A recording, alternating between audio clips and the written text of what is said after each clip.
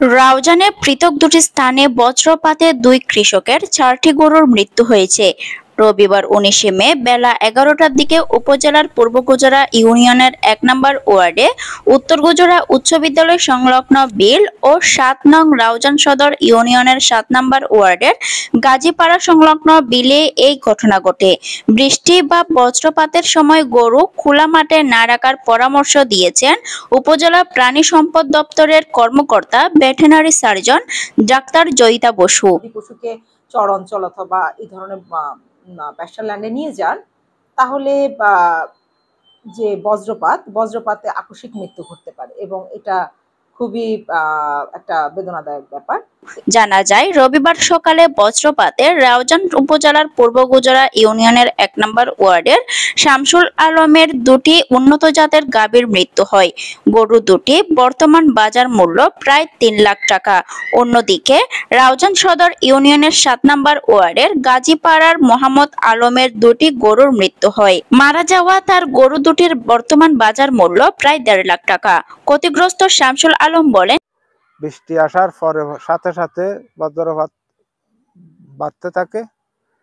হঠাৎ আমি গরু নিয়ে যাওয়ার জন্য কতটুকু এসেছিলাম বিলের মাঝখানে এখানে পর্যন্ত। এখন বেশি বজ্রপাত হইতেছে দেখে বইয়ে আমি চলে গেছি।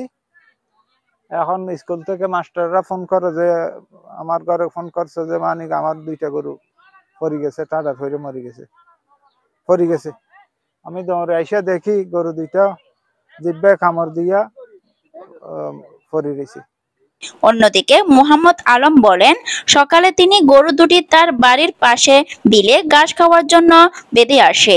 দুপুরে গরু আনতে গিয়ে গরু দুটি মৃত অবস্থায় পড়ে আছে। আসসালামু আলাইকুম। আসলে রাউজান টিভির মাধ্যমে আমরা সকল রাউজান খামবাসী এবং খামারিদের উদ্দেশ্যে বজ্রপাত এবং তীব্র দাবদাহ সম্পর্কিত কিছু সচেতনতামূলক বক্তব্য পেশ করতে যাচ্ছি। প্রথমত, তীব্র দাবদাহের মধ্যে যেমন আপনার গরু, ছাগল, গবাদি প্রাণীকে বাইরে রাখা যাবে না, কেননা আমাদের টেম্পারেচার 37 থেকে 39 ডিগ্রি সেলসিয়াসে উঠে যাচ্ছে। এই ধরনের প্রচণ্ড দাবদাহের মধ্যে হিট স্ট্রেস জনিত যাবতীয় এই ধরনের সমস্যা হয়। এতে গরু কোনো লক্ষণ প্রকাশ করা ছাড়াই মৃত্যু ঝুঁকিতে পড়ে যায় এবং এর মারা না গেলেও দেখা যাচ্ছে যে বিভিন্ন ধরনের শারীরিক অসুবিধা যেগুলো প্রোডাকশনে অত্যন্ত ক্ষতিগ্রস্ত করে। তো এই সব ধরনের বিষয়গুলোকে মাথায় রেখে আমরা সাধারণত ঠান্ডা ছায়াযুক্ত স্থানে গবাদি পশুকে রাখতে বলি।